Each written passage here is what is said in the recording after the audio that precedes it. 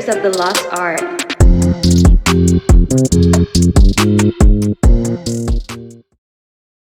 Welcome back, everybody. Welcome back to another episode of Faders of the Lost Art. Let's go. We are coming back to you after a little bit of a break. We all had a great time at NAMM, and we filmed so much content that we've been kind of slowly rolling that out and getting that over to you guys. So thank you guys for checking that out, being patient with us, and definitely make sure you make it over to NAMM if you haven't been yet. It is next level. It's like the audio New Year's. It's like where all the greatest minds of audio get together under one roof. A little bit of camaraderie, a little bit of learning about new, whatever new tech is going on. But it's always good to see our friends and homies out there and just make new friends and meet new people and all that stuff. So definitely make sure you get out to NAMM. And it was a great old time out there. So make sure you check out those episodes we filmed at NAMM as well. Big thank you to all the guests that joined us. And without further ado, my legendary co-host, Ken Lewis, Bob Horn, Fareed Salama, Faders of the Lost Art. Let's go. Good to What's see you going guys on, again. Guys? It's Yes, good to be sir. back. It's good to be back. And for back you in the that have house. never been to NAMM, I've never been to NAMM. Don't feel bad. Don't feel bad. I It's a definitely more got to make it out there. it's a more Ken fun. is like AES. Ken is the anti-hero of NAMM. Yeah, the loud environments just don't interest me at all. It's tough. I've seen a lot of engineers out there with earplugs. Yeah, I got And my first time going, my ears weren't as sharp. This is many years ago.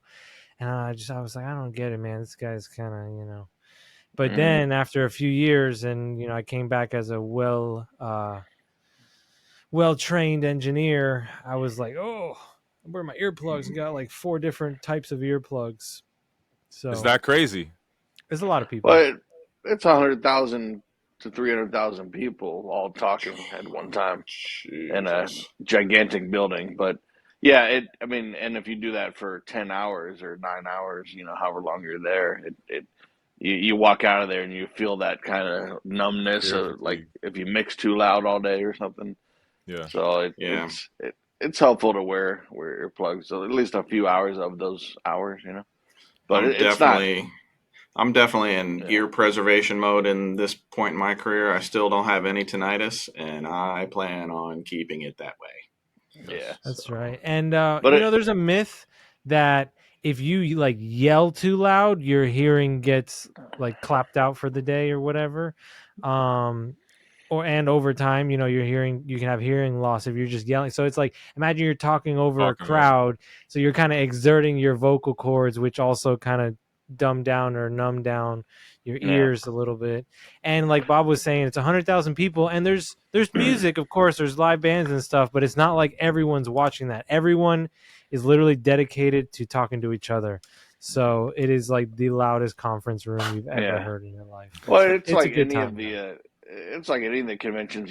Now you're adding like booths that have a lot of them have speakers, and even though there's noise regulations, they still push it a little bit, and it's definitely loud, but it's a good convention. It's everything from every guitar pick and every piece of software and DJ this and that and guitars and trumpets, like everything music is in that building.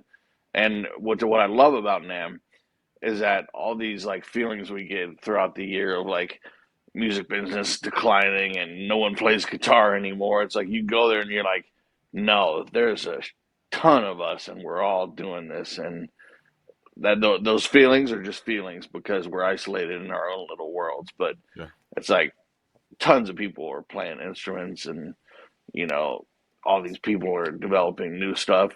The one thing that like I started going to NAMM in the 90s, and the one thing that's different now is that we get email blasts about new stuff coming out. So when you go there, it's not as exciting as the 90s where it's like, oh, they're coming out with that. It's like unless they kept it under wraps until NAMM, you pretty much know everything that's coming out because we get our social media and our emails, But man, just showing your face and seeing all your colleagues and talking to the companies that you appreciated over the months, it's great, man. It's a great time, It is a great time. I've gotten things like Bob said from one end of the spectrum to the other. I've gotten a guitar pick that has a hole in the middle that fits perfectly on your guitar peg, so you can hang it at, on the, all sorts of Awesome. crazy inventions. Yeah. So it's absolutely worth checking out. You definitely have to make your way out there at one point or another. Yeah. What cool new stuff just in general have you guys seen this year? It could be hardware, it could be software. Man, yeah. Bob's got a lot of cool new stuff. A lot of the MixWave stuff. I got a lot of new hardware. I got Flock. the Pro Patch. That Pro Patch changed my life, man. It made hardware analog outboard gear as fast as plugins and mixing, and just the availability to one click change the order of a vocal chain and audition. I could plug in and patch all 5 tube compressors in my room on a vocal, set them all to get the optimal compression, and I can just sit there A/B just like you would plugins. Like, what's better, this plugin or that plugin? I can be like, pull tech first, pull tech last, and it's all one click, no patching with cables. Damn. I gotta get me one of those. And it's snappy too, huh? Man, it's so snappy, and it's funny. So nothing against Switchcraft. I love their 9625 patch bays, but these are so clean and so pure. It's like literally plugging 2 XLRs together. So my mixes, when I would recall them from before I had it, have to be louder. It's that much more clean. Isn't that crazy? Yeah, that's really nuts. crazy. Wow. You gotta go in and adjust everything. Yeah, I haven't been using my outboard almost at all. I really gotta invest in one of those things, man. It's life changing, man. And then, like, if someone were to have a drum setup or guitar, setup with amps and mics, let's say you can recall that. Like, so you have 14 mics on the drums. They go to the wall and then to the preamps, and then some of them go to, the snare goes to 1176, and then to this Pultec.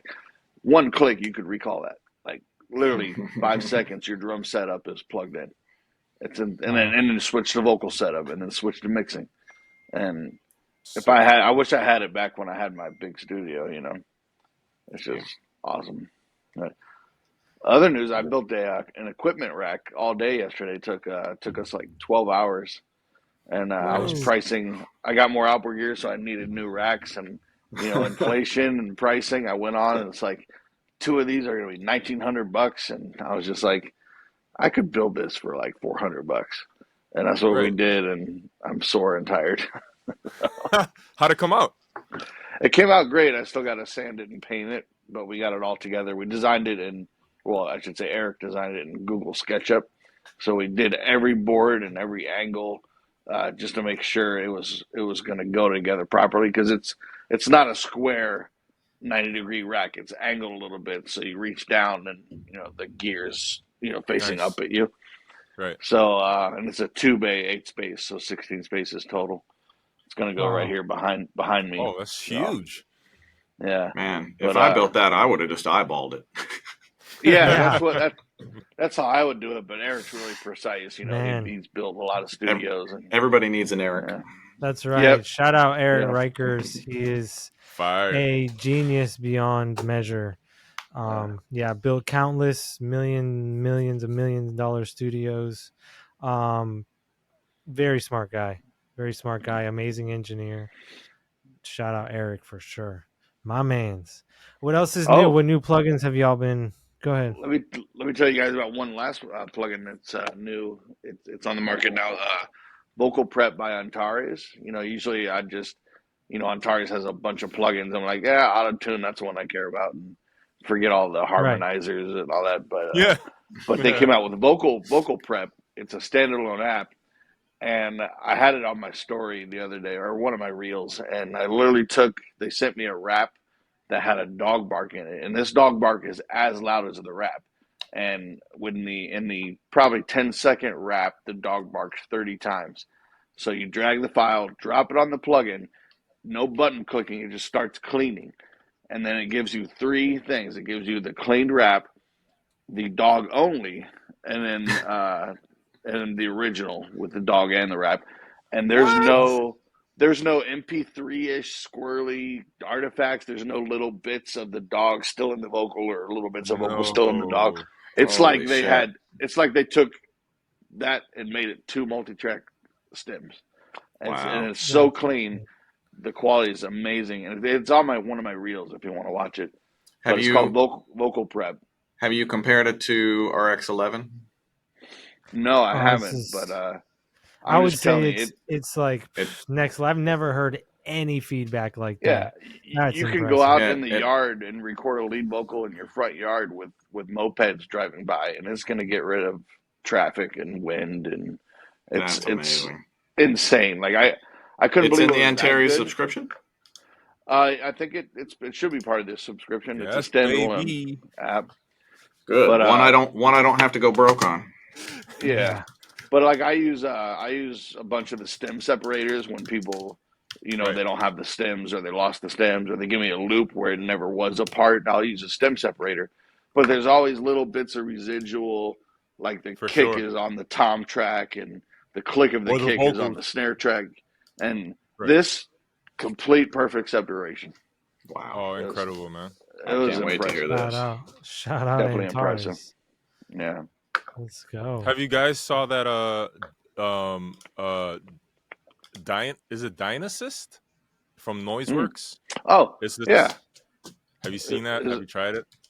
I haven't tried it. Doesn't that like session prep and it's like it's integrated into the whole ARA thing in Pro Tools, and like you can it will vocal ride.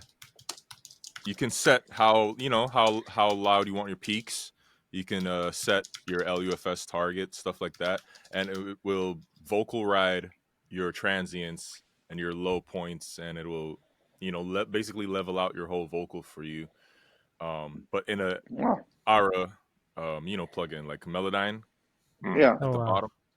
And it does a sibilance thing. It has a whole bunch of different suites that you can do. It's pretty cool. I'm still messing with it. It's still like, it's hard. You got to tweak it, So you just update Pro Tools and it's there? Or you got to buy it? No. Right. Yeah, I did the trial. They have a 30-day trial, I think, which is, I love 30-day trials. And you just, once you install the plugin, it pops up under ARA, under the option. Like when you go to DynAssist? Yeah, DynAssist. DynAssist? From Noiseworks. Wow. Got my notes. Very cool. How is the new MixWave Hazelrigg compressor? I haven't used that yet. I fucking love the EQ. Dude, it's so good, man. Everyone's talking about it. Yeah. Everyone. Yeah, it's so much fun. And a lot of guys did good presets. I found some really cool presets from people. Nice. But it sounds great. I compared it to I don't have the VNE anymore. I have the VT7, which is the Fern stereo version. And the difference is it has more tubes and a Jensen transformer on the output. So it's a tiny bit different, but the movement, the squish is the same as the plugin, the VNE plugin. So it's pretty impressive, man. Like you can do some cool stuff with it.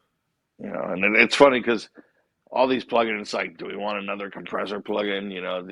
It kind of gets old, but this is definitely a new vibe and feel, Nice. Yeah, MixWave is certainly kind of setting a new bar for plugins. For modeling plugins, for modeling. Yeah. Yeah.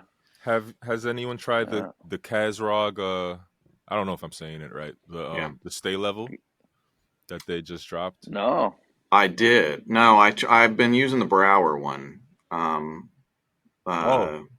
Yeah, Kazrog just put out a Michael Brauer, that green. Yeah.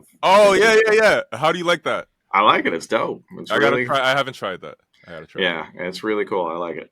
But I haven't tried the Sta-Level yet. But I'm surprised at how much like gain you can get out of it. Just like the headroom, like the level, it's just crazy. Like the input, you crank the input, it pops. It's just like it sounds like an analog piece. It just has that character. Mm-hmm.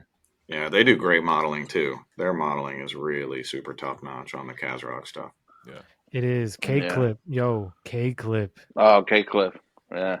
KClip. I've been using. Is that y'all favorite clipper? I would say we've got a lot of favorite It's clippers. a good one. It's definitely up there. Well, they were early though. They had the best clipper for years until a bunch of other ones came out. But they, it's a good one. There's standard clip too. I don't want to say they were way before standard clip. So we're on KClip 3, and I was on KClip 1. Which, if you had KClip 1, it's almost guaranteed to have bugs. But we still used it. Because it sounded so good, but it was like one of the first, I would say, Lavery style clippers. Back in the day, and then he came out with 2 and 3, which was a multi-band clipper where you can clip like. Love that. Let's say you want like a Lavery blue on the bottom, a Lavery gold in the mids. That's so sick. And you can do like a germanium, which I think is like the tube screamer on the highs, stuff like that. Like he had different flavors that you could put on each band, so that was really cool. And that's basically the latest. So he kind of just has been improving it, and KClip 3 is sick. Definitely check it out. It's one of the top clippers. Let's rattle off all our favorite clippers. So I got KClip, I got standard clip, gold clip from Schwab, gold clip. Shout out Ryan Schwab. I'm using gold clip right now. How you guys like it? I like it a lot. Yeah, I love it. I really like the gold and the blue game knob. Changer. Yeah. So he just came out with some new updates. I'm not sure if you guys updated it yet. He came out with some new updates that fix something like that, like something about the saturation modules, and I forget what else. It may be like an auto gain compensation or something like that. Where if you push it up, the line goes down by itself or something. I don't know. Yeah. But he did do a lot of good updates, a lot of kind of technical updates. So definitely check out the newest. But yeah, since Orange Clip came out, I kind of stopped using some of the other ones. Orange Clip is good. Standard Clip. Standard Clip is, man. Yeah, standard is fun. I'm looking for the most transparent clipper because for me, I just hear it. You hear the clipping. You hear you hear it a little in the low end. You hear it on the, you hear the saturation. So for me, I'm like looking. Well, if you don't kill gold clip on the input, it can be clean. You just got to be careful. If you have like super low 808s or something. If you're clipping 6 dB on your master, and you have 808s, it's not gonna work unless you want that sound. But I think standard clip, you can stay really clean from some pretty heavy reductions, just not, don't put that slider all the way up, that saturation slider. Yeah, the soft tube or the soft saturation. Yeah. And really, I mean, it's funny because you're like, I can hear it, but that's what clipping is. You're obviously like audibly changing the whole shape of the entire thing, right? Like, for sure. One thing I did to keep things cleaner is instead of only clipping with gold clip on my master, I'll clip the drum bus separately, heavier, and then when I get to clipping the stereo bus, I'm doing less because I already took care of the snare on the, so that helps for sure. That definitely helps. That makes sense. Dope clippers. So we got a new reverb. Have you guys tried out the DB Verb from Make Believe Audio? Make Believe guys? Yeah, classic, instant classic. I haven't tried it yet. Fun, you guys like it? It's simple. It looks like 4 faders from a G series SSL, and you can't like get into the parameters and go crazy, which is cool. They're famous record presets. So from David Bendeth. So dope. He's got the SPX 90, 3 presets from 3 different records. A TC, do you know what it is, Nico? TC 5000 maybe? I don't know. Some TC reverb unit, and then something else I forget. But you basically have 12 reverb presets on 4 different units, and you just got the SSL faders right there, and then you got a high pass, high cut, and is there a pre-delay? There might be a pre-delay. But it's really simplified, so it's like it's either going to work or it's not, and then if it doesn't, you move on, But really cool throwback sounds that sound cool mixed in with modern music, Nice. It reminds me of the Ratshack. Does anybody have the Ratshack reverb? I know, Bob. I'm sure you do. You told us about it many episodes ago, and I wrote it down. So I think I might have Ratshack, even downloaded it. Ratshack is the old Radio Shack reverb. It's like a really shitty sounding, like, and the plugin only has 2 faders, and it's actually, the plugin looks identical to the real thing. It's just literally 2 faders. I forget what it is right now, but it's like one is a reverb, the other one could be a distortion or something, and you kind of just, but it is a really good shitty reverb sound. So like, nice. like a muddy reverb, like a thick, I don't know. It's a really, it's a blending. The Safari Pedals reverbs are shitty, vibey, great. Like the Ladybug reverb and the Dirty Dog reverb do some really cool things. Dude, even just the plate on Camel Strip or on the spring on Camel Strip, like you just put a little bit of that, it just comes to life. Like, it's cool. Yeah. Yeah, he builds all vibe stuff, which I'm a super fan of. Yeah. But speaking of like Ratshack and like that older gear, man, I've been diving into like mastering a lot lately. Like I've been just doing a lot of research, and there's a lot of cool pieces. Like there's this stereo Widener. I don't know if you guys ever seen it. I forgot the name of it, but it's an old gray unit. And it has like, it has like a 3D like image on the front or whatever, and you're supposed to just run audio through it, and it just stereoizes your audio, makes it wider or something. And apparently, is there any knobs? Yeah, there's knobs on it. Man, I can't remember crazy. the name of it. So one of my favorite stereo, while we're on analog stereo Wideners, my favorite of all time in the entire universe, Spacecraft by Matthew Lane. Oh, I think I've mentioned this before.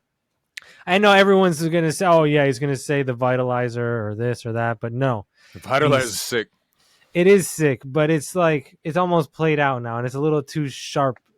You know what I mean? It's just like where music has gone, that hasn't really been able to keep up. But this Spacecraft by Matthew Lane is supposed to be an analog version of Dr. MS, which those of you that have Dr. MS know that is the most parameter intensive widening plugins you'll ever find.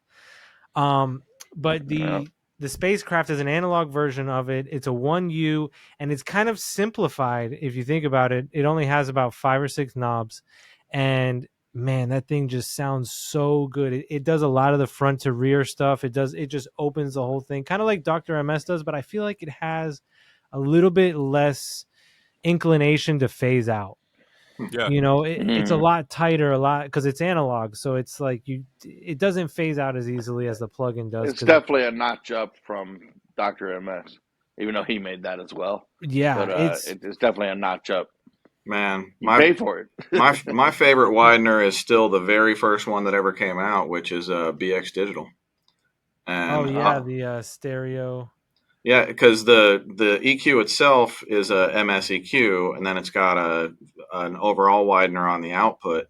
But a lot of times, instead of widening the entire mix, I'll take, like, if I'm mixing a song and I have like 3 or 4 pads going on, and nobody's going to distinctly hear all 3 or 4 of those pads, I'll take one of them, usually like a darker, warmer pad, and I'll take just one EQ band, and I'll put it to maybe a Q of 1, and I'll kind of sweep only the wide EQ and figure out where the sweet spot is, and then I'll just dial that up or down to taste. So all of a sudden you get this really fucking wide mix, but you don't lose any phase coherency because you're not widening the entire mix. You're only widening one little piece of it that's underneath 2 other things anyway. And so, I mean, I still do like slight widening of my entire mix, but that's a great way to just bring this extra width to your mix without making it feel really phasey. I love that. It's like It's like layering a stack of harmonies or vocals, but with your whole mix. It's genius. I love doing that as well. Other favorite wideners. What are y'all's favorite wideners? I use the Leapwing StageOne because you never have to guess if it's going to cancel to mono. It's going to cancel to mono perfectly with no level shift. And I use that on individual tracks, and then I run my whole mix through the SSL Fusion, and I have a setting on the widener that hasn't moved in a year, and that's my sound for widening the whole mix. And then one other trick I do, which is kind of cool. It's actually like Ken said, it's not widening. I take the Ozone exciter, split it into 4 bands. I was going to mention and that. I will push up the low mid band on just the sides, put it in MS mode, and just exciting the low mids on the sides will give you width. Yeah. So because and you're not widening, you're exciting the frequencies. I love that, there's man. no phase problems. You can do it with like an expander too, like or like a dynamic EQ, and throw it in mid side, and have the sides expand on certain frequencies and breathe a little, and stuff like that. Like I love messing with that. Oh, Tiamo, do you? Sorry, I don't want to switch off of widening, but have you guys discovered Tiamo, the sidechain plugin? No. It's Tiamo, and I forget the company, but it's a 3-band sidechain where you can send like the A band a little bit into the C band, and then the B band you can make stronger. So if your kick's coming in, you can set the crossover of you want to look at just the low mids of the kick or the whole thing, and each band you can set differently, and then each band you can set the character, like the knee and the ratio and all that, and it's pretty crazy. Tiamo. Tiamo. And David Mixbus TV, he was showing it, but put it on the whole mix, send a little bit of the kick drum to the mix, but then you dial in like less of the highs, less of the mids, and then mostly of the low end, and it's just really cool. It's pretty crazy. Yeah. Yo, I have kind of a full circle moment. So at NAMM, I had a gentleman, Ohad Nissim, great mastering engineer. He was telling me about one of his favorite pieces of analog gear. And he said it's this colorful piece of gear. It's his favorite EQ. It's very clean, this, that, and the other. And then not even a couple months later, Plugin Alliance is coming out with this plugin version EQ? of that EQ. So again, Ohad, very, distinct, very, particular, well-established engineer. And he also, he works a lot with Tizio, and Tizio is like, look, Ohad knows his stuff. If he tells me about a plugin, I'm definitely going to check it out. If, he's very particular about his gear and, very precise. There's certain people that just get gear, and there's certain people that it's like, oh, I have to have this very particular piece of gear. So what's this that thing being called? said, I don't know off the top of my head, but I know it's the new Plugin Alliance EQ, right? Mastering EQ? It's a mastering EQ. It's colorful. It kind of looks like a little bit of a Soundtech, but imagine it just they went to town with a colored marker on a Soundtech. Yeah, I had posted the other day. I forget the name, but it's the Lindell Terry Audio Deck? EQ 825. Lindell Audio EQ 825. Is that the one? Nico? I think it's called the Terry C EQ, but it looks identical to that. So maybe Lindell makes one that's similar. C EQ. And Lindell makes some really good stuff. Shout out Plugin Alliance and all the Lindell. Yeah, I've been liking Lindell stuff lately. Yeah, it's sick. I use the Channel X a lot, and the Lindell 500 a lot as well. I've been using their multi-band compressor. Dope. They have this crazy 3-band multi-band compressor it just sounds good, man. It sounds just natural. You don't really hear the compression that much. And I've been using the DynAudio multi-band a lot too. Their DynAudio from Leapwing, their stuff is just the DynOne. DynOne, yeah. DynOne version 3. Yeah. Yes, DynOne 3. I love that thing. It's crazy, and it has mid-side. Use it in parallel mode or straight mode? Parallel mode. It just sounds so big in parallel mode. And then I do the do the left right. I mean the mid-side. Their algorithms from Leapwing, they're just great, man. Like they know how to code plugins so good. I agree. You ever check out the Al Schmidt Leapwing plugin? No.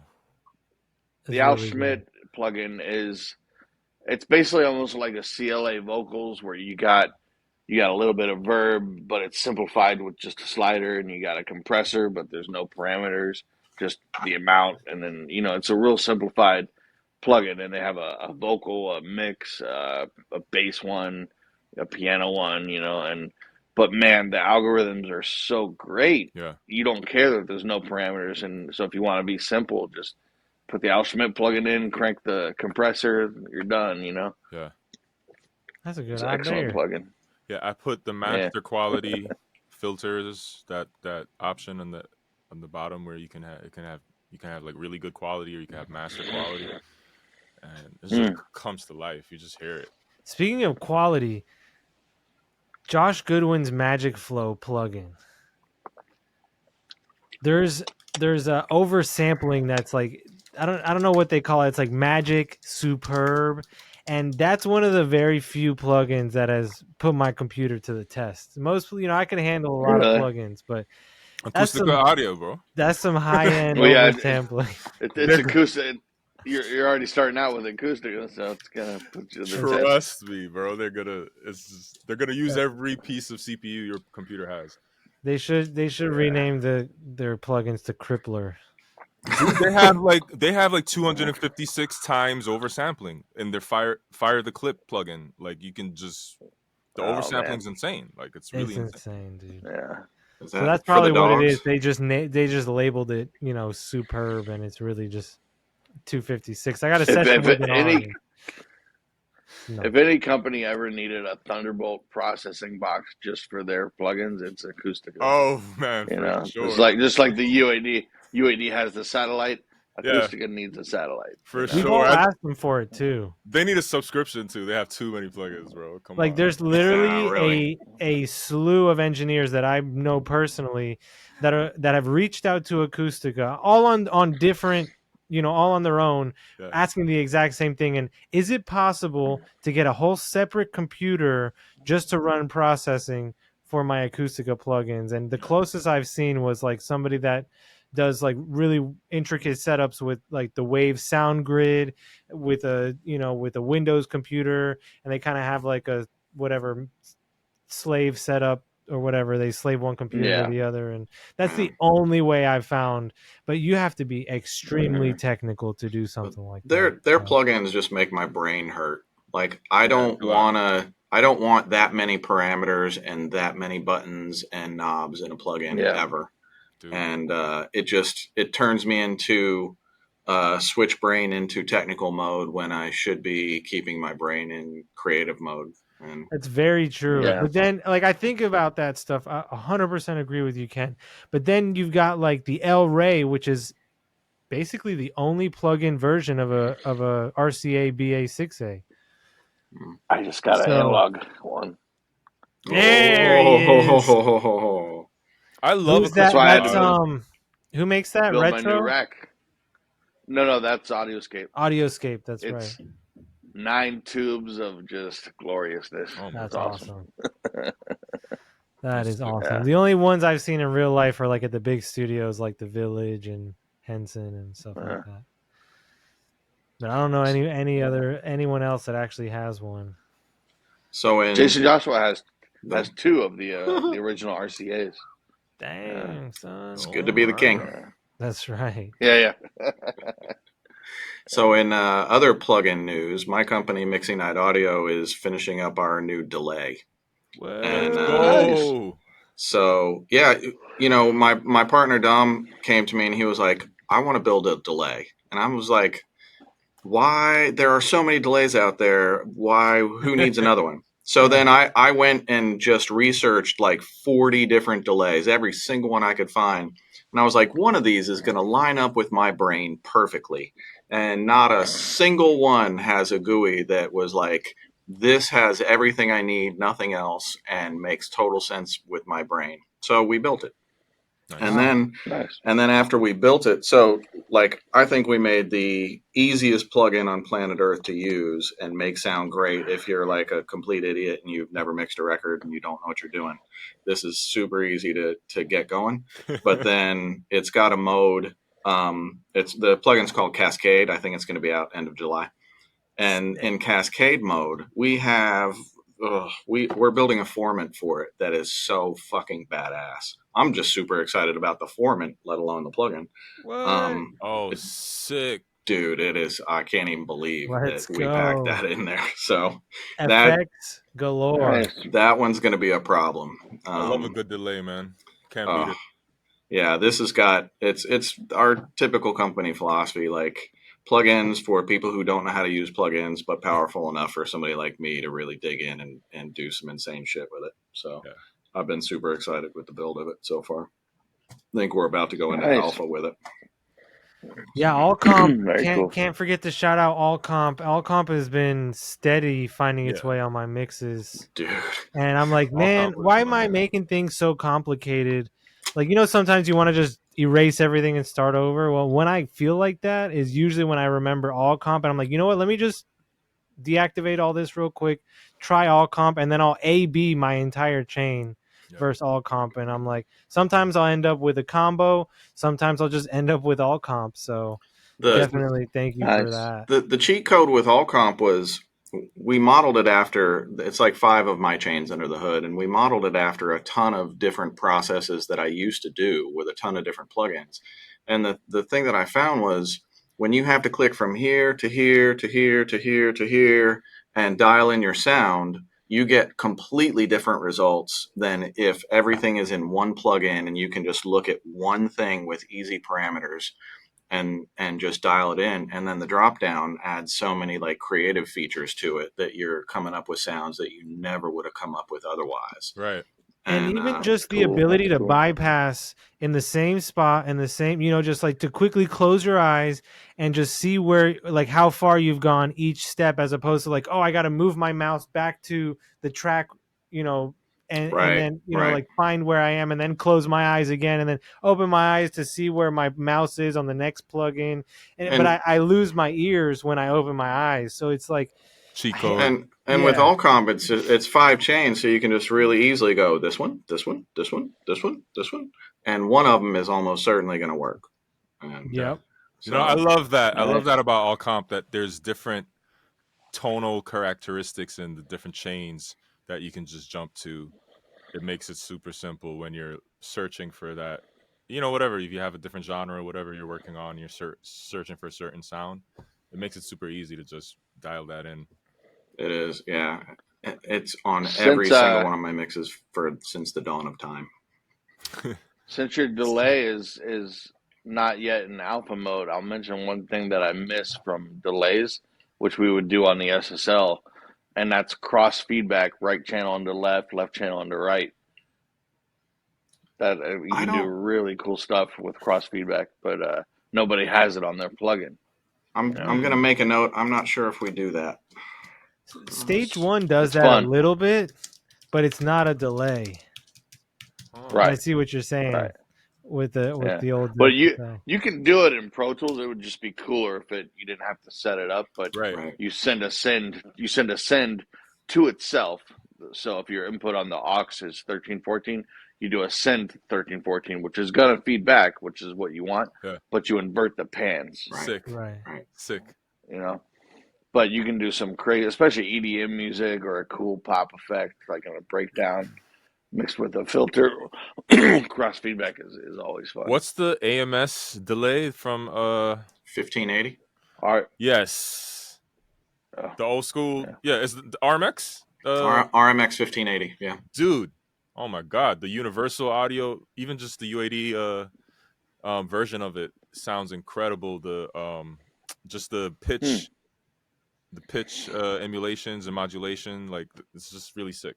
I haven't tried that. I love that plugin. I love the AMS RMX 16, the reverb. Yeah, like that. Yeah. I pretty much just use non-lin, and whenever non-lin works, that goes on a lot of my shit. The best non-lin reverb. Yeah, 100%. Didn't we just get an update? I use their the lexicon. Something lexicon is like all back trackable or whatever, backwards compatible. Forget who it is. Lexicon 480, all backwards compatible. Or Relab. Relab. I don't think it's Relab. I think it's.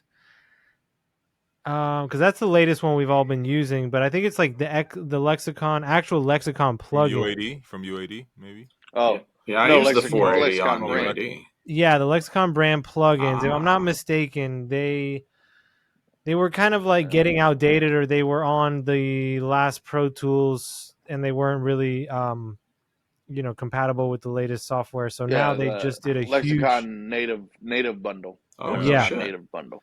I think that's about that sounds right. I haven't gotten it yet myself, but I remember hearing that's the latest news is that all their plugins are now on the latest firmware and they're backwards compatible. So all your old sessions that had these plugins are now crazy recallable. Oh, okay. Nice. I love that, man. I hate when something gets updated and then you open a session from 5 years earlier and you lose all the settings or something. That's so. Yeah, V3 is. And you got to tell the artist like, no, it's the same. It's the same. Nice. They don't really know because it's 5 years later too. So exactly. Nobody can tell. Dude, have you guys tried CG2, the Chris Gehringer plugin from Make Believe? I have. Oh, yeah. I got really, really good results with it. The first note I got was, it's a little too loud. We can dial it back a little bit. I usually find when I'm using that plugin, I'm dialing back some because it just, after a certain mark, it just jumps out, man. Like, damn. Gehringer just mastered an album for me this week. It's like a nice. He's the GOAT. Yeah, love it. It's like a stick shift car that with a really fast motor and a decent clutch. So like you got to kind of like rev it. So you don't. It's like you don't really hear it, and then it's like you all of a sudden hear it. Yeah. And it's too much. You gotta turn it. It's like, where can I go? And then you gotta ask yourself, but should I go? Should I go there? No, you shouldn't. And it sounds clean. I didn't get any audible distortion. I didn't get any, like artifacts or anything like that. It sounds really clean. So it's like, technically it's okay, but should I, like Bob said? Be responsible, man. Be responsible. I'm only 3 dBs louder, but the numbers say I'm the same. I had this guy reach out to me. And he was like, a fellow engineer, and he was like, "Man, careful with that plugin because when I use it, it throws off my DC offset." And I'm like, "Really?" And I'm like, "All right, so let's check it," And so he was saying that his DC offset gets thrown off to like 0.500% or something like that. Where I check mine's and it's like still in the acceptable range. It's like 6.65, 0.77, something like that. So I didn't get the same thing. So, but I'm curious to see if you guys experienced that at all or go through that at all with the plugin. Because I have to check it. Yeah. So for those of us that don't know, what is DC offset? Oh, so it's when go ahead. No, yeah, like when the signal comes in offset from basically the the zero line, so it's like it's like your waveform is, instead of being in the middle, your waveform has a higher wave on one side than the other, instead of like that's phase rotation. DC offset is the center line of the wave is off of the center line of the track.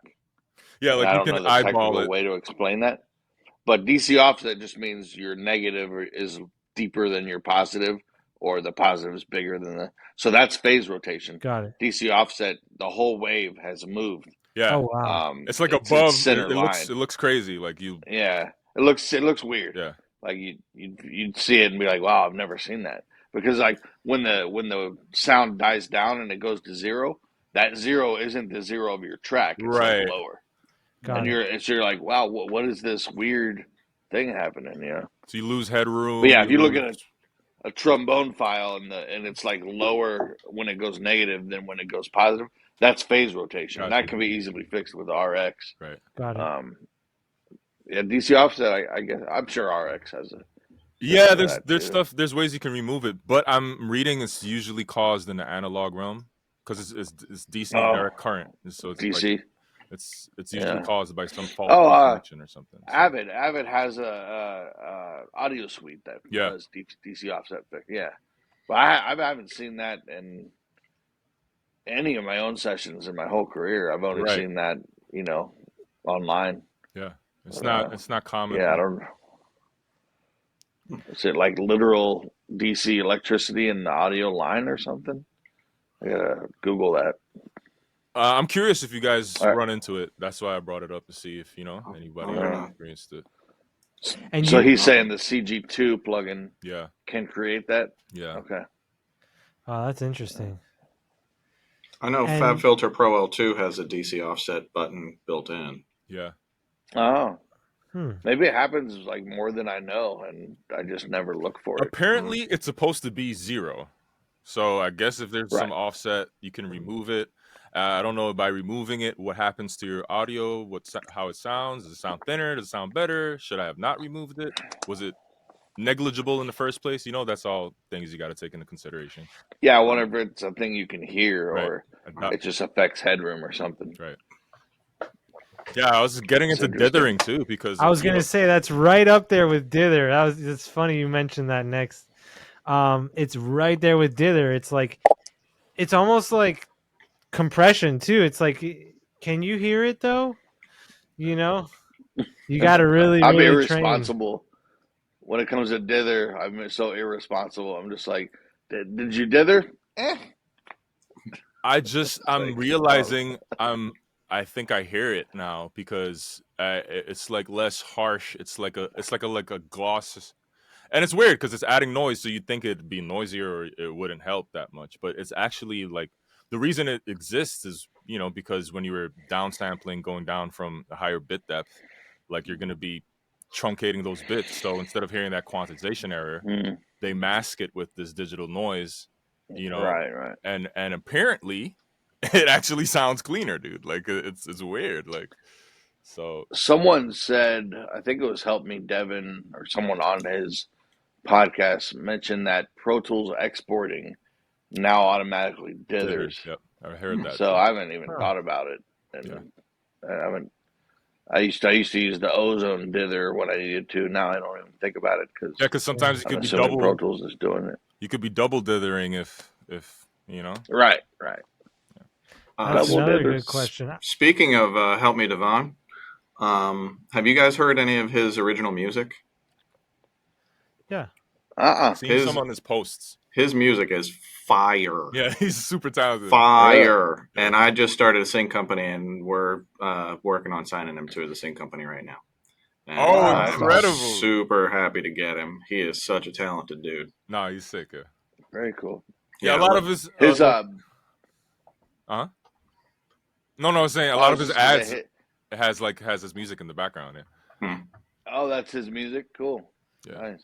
His Black Vortex plugin is really useful, really awesome. I haven't It's a early reflection plugin, but he's got these presets just make it super simple. So if you got two synths that need to be at a volume where they're kind of masking each other, you can put Black Vortex on one and it just moves it back to where you hear, no matter how low you turn the fader, you're hearing every note of this one back here. Wow. So usable. Yeah. I really good that. for creating depth. I love that. I love front to rear depth. I did put one on my live drum bus, and it just moved the whole kit like out of the way of the guitars in the back, but you still heard every ghost note, everything you needed to hear. Oh, wow. Really cool. I gotta mess with that. Yeah. What's that called? Black Vortex. It's a Help Me Devin plugin. Throw that on. Real simple.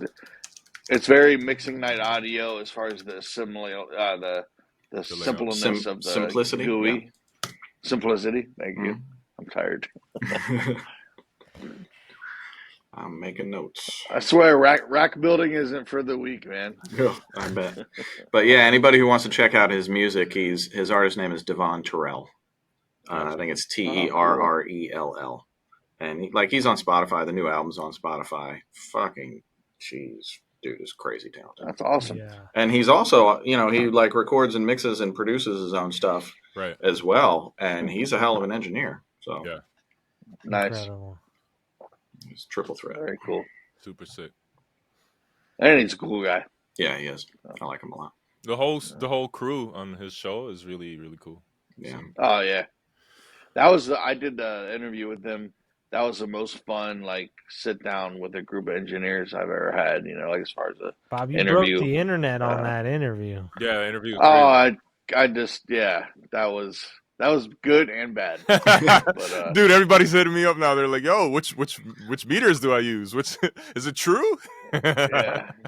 There's so many. Well, it's sad how many people got angry at that. Yeah. When I prefaced it as my friends think I'm crazy, that statement right there should be like, don't take this too seriously. Right. But some people. They took it serious.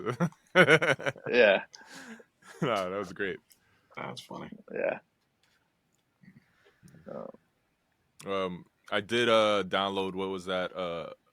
AppleSoft Split. The Split S? Yeah, I got it. I bought it. Nico and Ken, have you ever used that? The Split S De-Esser plugin? No. So it takes the S of your vocal, separates it from the body of the vocal, and gives you two faders. So instead of high frequency compression, you literally just turn the volume of the S's down.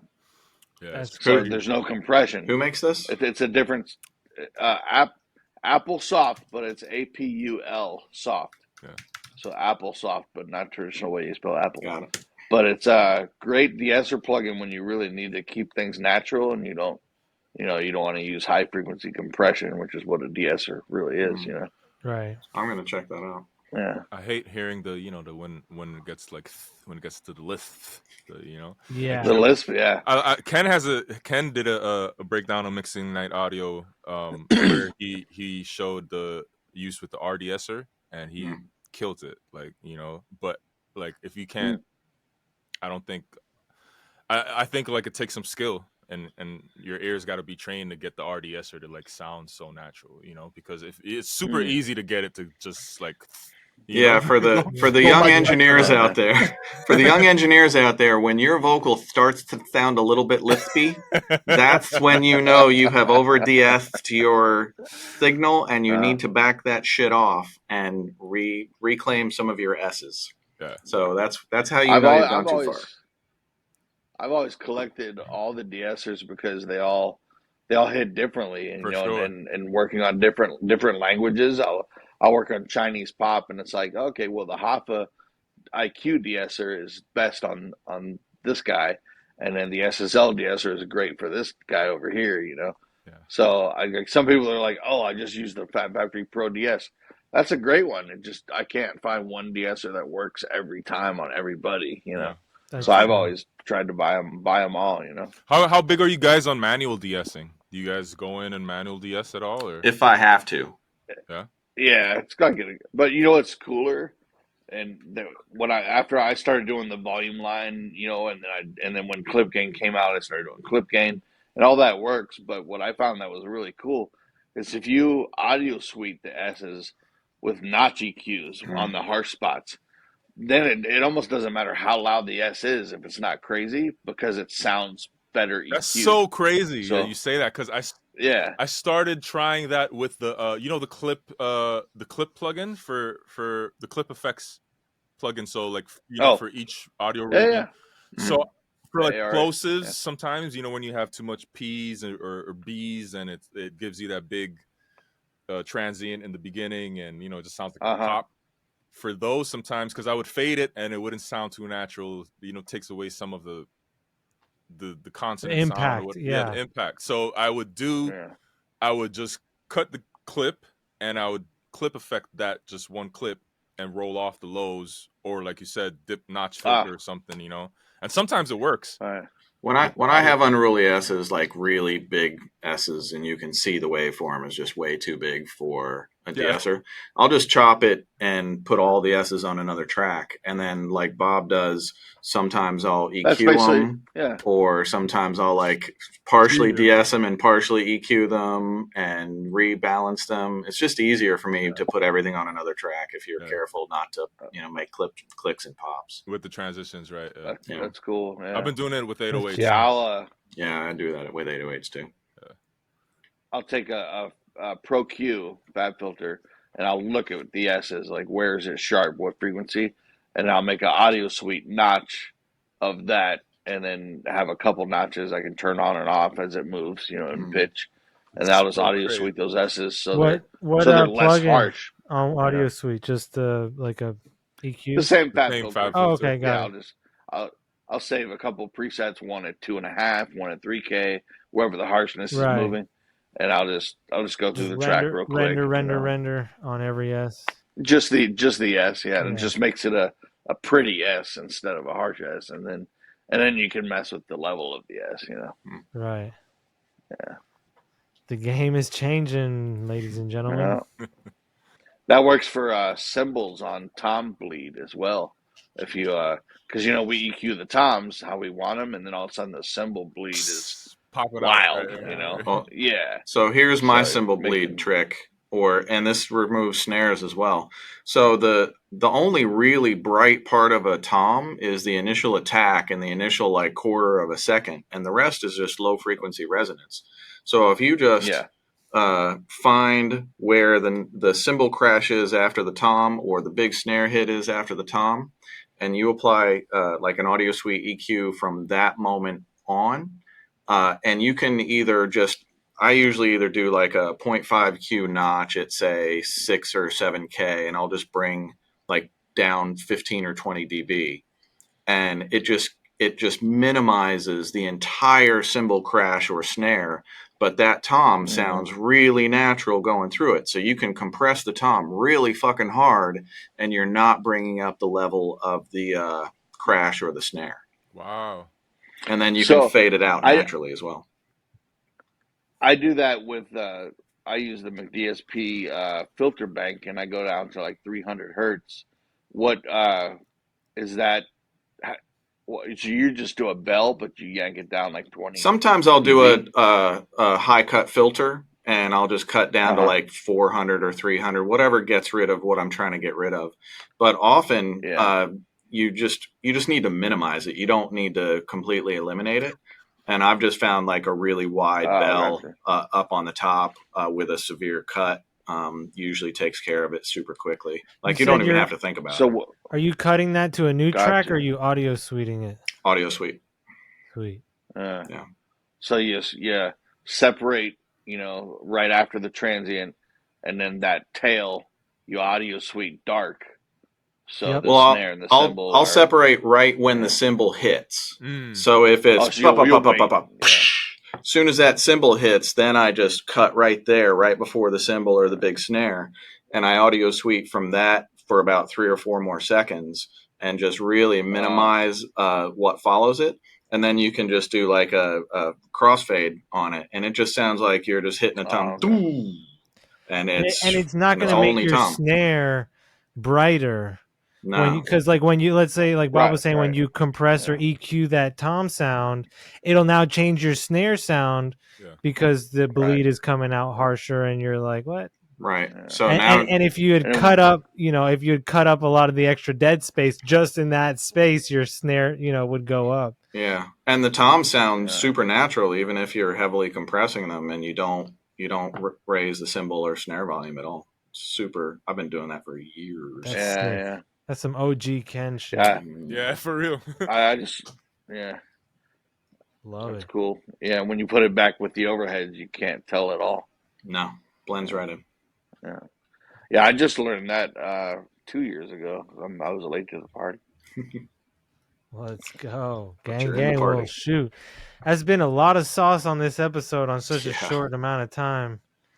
We definitely came back swinging, boys and girls. I love it. Thank you guys so much for the energy. Big plug-in energy. Big I got tons of notes from today. Jeez. For real. Yeah, check out that Tiamo sidechain, man. It'll like I was never into crazy sidechains. I just did the standard stuff, and then a little bit of the EDM stuff, but this will creatively give you'll come up with cool stuff like I love multi-band sidechain. It's just wild. That's awesome. I actually really need something like that. I always want to do something like that. I'm like, should I put the pumper on it or this or that? And I'm just like, you know what? Right. you know, just kind of do something simple. But I like that we're coming out with new plugins that are giving us more creative flexibility, because we gotta teach this AI, because people are like, oh, you're gonna whatever, you gotta beat the AI. No, like AI is only as fast as we can teach it. So don't worry, it's not going anywhere faster than we are. So we gotta learn new stuff so we could teach our computer friends. You guys saw the whole.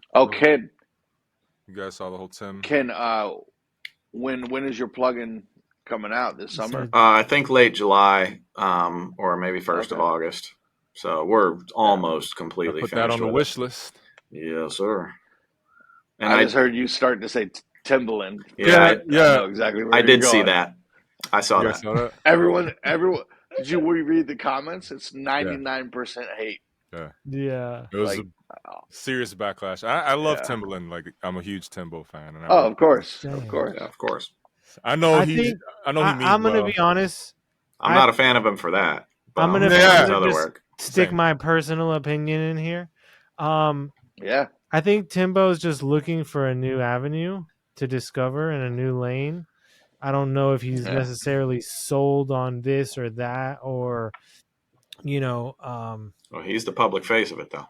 Right, but I'm saying I don't know if it's his sole intention to do any positive or negative. You know what I mean? I think he's just trying to he's excited. Yeah, I think he's just trying to throw stuff at the wall to see what sticks as far as this whole AI thing is concerned. That's my take on it. It's like, I'm sure they're throwing a ton of money at him.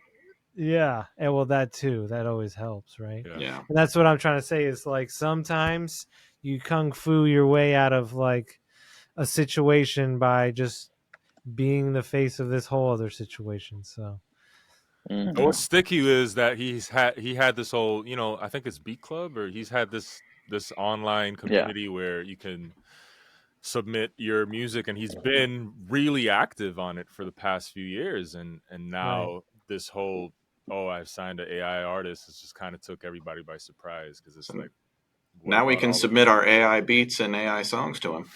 Yeah. we should come up with like a whole entire AI ecosphere where it's like, that's what AI bots listen to AI music and get paid AI money for their AI streams. Like, it's The Sims. Yeah, basically, it's like the next level.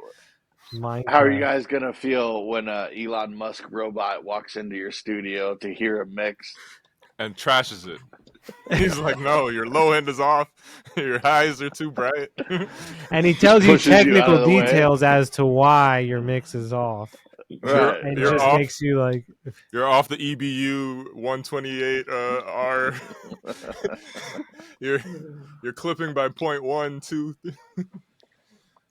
It'll just be like, I just hacked your system and fixed your mix for you. Yeah, right. I can't wait. We all expect that, and then what we get is like Lander. I still like Aria. If you're gonna mess with any online mastering, I still like Aria. I think at this point, if you're into it, you can do it yourself. But I mean, I still like Aria if you're gonna mess with online. Aria is really good. It's strong. It's heavy-handed, and it'll tell you. It'll tell you. Yeah, it'll tell you if your mix is too loud. It's gonna turn it down. Like, I've had instances where there's no way, shape, or form I can get this mix to come out louder than what I gave it. Right. You know, so obviously I was too loud. So yeah, I guess it has a target that it kind of shoots to put everybody at maybe -8ish, something like that. Something like, but I turned the volume, like the overall volume, like all the way. I was like up 1, up 2, up however many, the full thing. Give it all. Oh, I never messed knobs up with the output level. I never mess with that thing because I'm like, bro, why? Yeah, right. But I tried because it was constantly giving me a mix lower than my mix. Yeah. So, and that's what kind of just opened up the can of mastering worms for me. Was like, I need to get this louder, not lower. So I know we're probably gonna wrap soon, but one thing that was like a full circle moment for me, and I'm probably super late to the party, right? But every DSP has a normalization button now. I don't think it was always there. Correct me if I'm wrong, But I guess Spotify, Tidal, and Apple Music, now you can turn your normalization off. Correct. And when you turn that off, yeah, it jumps to CD level. It jumps to -7, -8. Well, it jumps to OG level. OG level, which is as in whatever you uploaded it to. Right. And I think, I don't know, I think because we have a lot of back catalogs that have been just converted over into the DSP realm, that we have a lot of OG masters that are CD masters, 16-bit 44.1, slammed, you know, like -7. And I think the new, like I was listening to, and shout out to Ace and shout out to the whole team at Glorilla's team, that Let Her Cook song is super dope, and it's just mastered so loud. It sounds good and clean. That's Jess Jackson, if I'm not mistaken.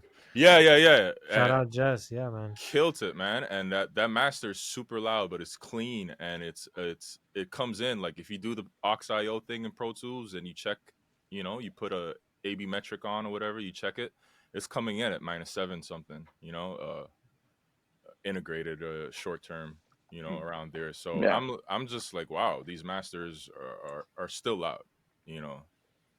Nobody's lowering their stuff. Yeah, I mean, once you normalize it, cool, but I guess no one cares. Like if you're gonna listen to it normalized, then hey, you know. And I want to argue that even normalized, your mix will sound better at 7 or 8 LUFS rather than whatever recommended. Depends how you get there. Yeah, that's true. Also, we're talking high level 7 or 8 LUFS. Yeah, mixers who know what they're doing. Yes. Yeah. So, but you know, if you do that versus, I think we've had this conversation before, but like versus, you know, just turning the output down or turning your limiter down, not changing anything else, and then uploading both of those to Spotify, normalized on the 7 or 8 LUFS mix, or the well compressed mix, is still gonna kind of cut through a little bit more. The well crest factored mix. There you go. The well dithered mix. Oh man. I actually use dither every here and there on my all vocal bus on the Waves L1 with the dither. Oh. You like the sound of it, don't you? Waves L1. Waves L1. Is it the L1? You poor bastard. Yeah, I'm pretty sure it's the Waves L1, the gold one. It's an old. I got this from L2. Dave. L2. The gold one is L2. There you go. So Waves L2. I got this from Dave. Tal Mastering. I don't know if you guys know Tal. Tal, it's a secret trick from Tal, but you basically mess with the dither 2416 just to get different texture on the top end. When you put a L2, so this is a Alex the Kid type of thing. See, Alex the Kid will put like 3 L2s on the vocal bus. Yeah. On Imagine Dragons, on you name it. Like, you'd be surprised how many L2s are on some records that you have no clue. But sometimes if things are they just need a little bit more, just pack her in there. Yeah. And just stay there kind of thing. L2, but if you get too harsh or if you get too much this or that, you could always just start playing with the dither, get a little bit of different texture, different tone on the top, and just dither your vocals. Wow. No rules, guys. You know what I'm saying? That's an old school trick. Whatever sounds good. Yeah. That's awesome. So gotta try that. Make sure you're well dithered, young folks. You know, I like me a well dithered man. Anywho, we'll start wrapping this up. Cool. Big shout out to my co-host Ken Lewis, Bob Horn, Fareed Salama, Faders of the Lost Art. We are super appreciative of you guys tuning in, stopping by to check us out, checking out all the new stuff we're talking about. And big shout out to our sponsors. Big thanks to Avid, Cloud Mics, Mixing Night Audio, Thatmo Studio, Criteria, Hit Factory, you know what I'm saying? Bob's Studio, whatever the name of his new studio is.